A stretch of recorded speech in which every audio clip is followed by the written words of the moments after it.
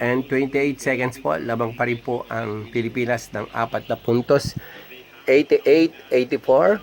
Last 1 minute and 28 seconds. Pinababa po ng Team Pilipinas. Gilas Pilipinas ang bola. Hawak po ni Newzam. Newzam nagdi-dribble. 84-88 ang Pilipinas. Na po, si Newzam binigay po kay Justin Burney pero nag-aagawan. It's a jump ball. Oh my goodness. Nakuha po ang bola na nagresulta po sa jump ball ng datwang team na to. Team Gilas Pilipinas and Team New Zealand.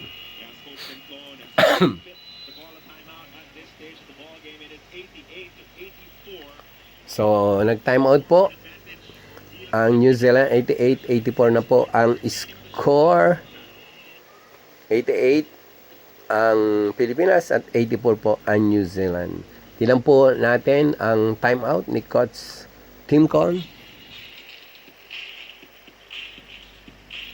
Po. Napakahirap po talaga nitong tayo ang nagos. Sa criteria po ng FIBA, hindi po malaki ang puntos kapag ikaw ay naglalaro sa iyong sariling bayan. Just 1 point po kahit manalo ka. Pero if you go to foreign territory at nanalo ka, mas malaki po ang puntos sa points na binibigay ng FIBA. So, 88-84. Tumira po siya. Oh my goodness! Yes! Finally po, 3-point shot po ang binanata na yon ni Newzam Ozam. 91-84.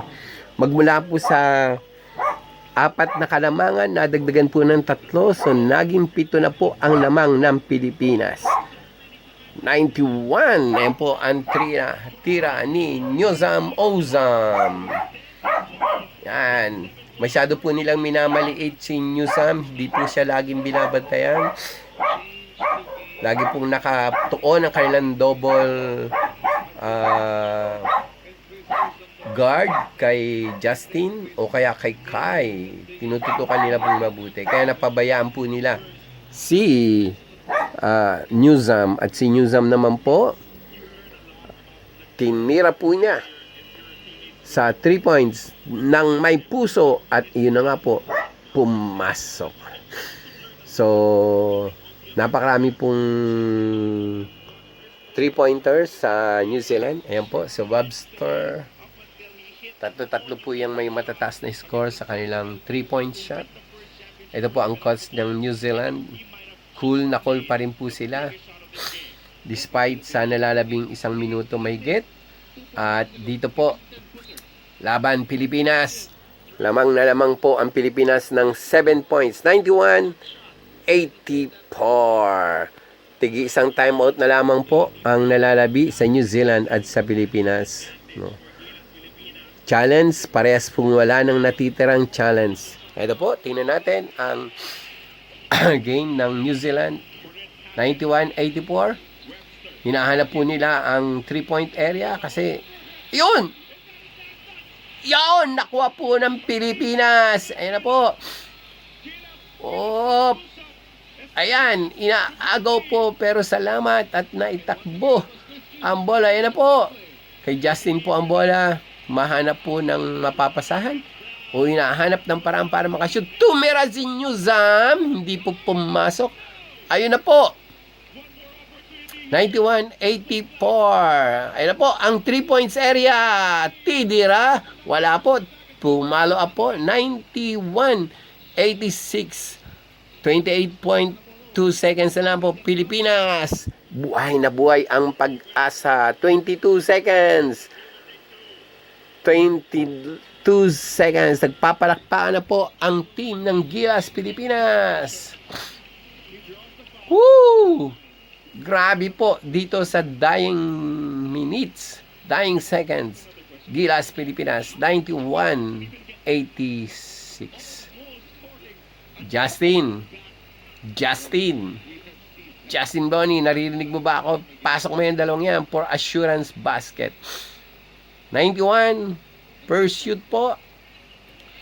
Oh my goodness, kinabahan po si Justin Brownie, hindi pumasok. 91-86, parehas po ng score. 91-86, hindi po pumasok. Ang tira na yon ni Justin Brownie sa free throw area. Pero di ba may isa pa po. Tingnan natin, Justin, pasok mo na.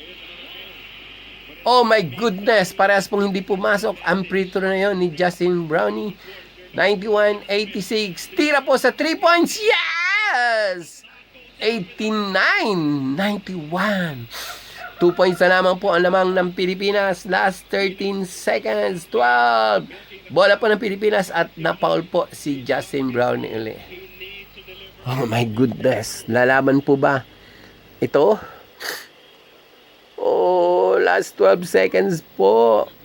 Pinaul nila si Justin Brownie. Sabi po ng coach ng New Zealand, cool. 2 points na lang habulin natin. Eto na po ang dalawang free throw ni Justin Brownie. Habang nagbi-meeting po ang New Zealand, eto na po ang unang free throw ni Justin. Yes! Walang aling. 92-89. Lamang po ang Pilipinas ng 3 puntos. Kinakailangan ipasok po ito for assurance basket. 4 points po. 4 points na ang kalamangan ng Pilipinas kapag nagkataon. Ito na po. Another shot ni Justin. Yes! 4 points na po lamang ng Pilipinas. 93-89. 11.1 seconds po. Nag-time out. Sa kahuli-huling time out ang New Zealand. Inuubos na po ni New Zealand ang kanilang oras. Ayun na po. Oh my goodness. Malalaman po natin mamaya kung anong mangyayari. Tandaan nyo po, pakisubscribe po ang aking YouTube channel. Ito lamang po ang YouTube channel na walang intro, walang edit. What you see is what you get. Lagi ko po sinasabi, we work as one, we serve as one, we love as one, we win as one, and together as a nation, we healed as one. God bless. Shalom.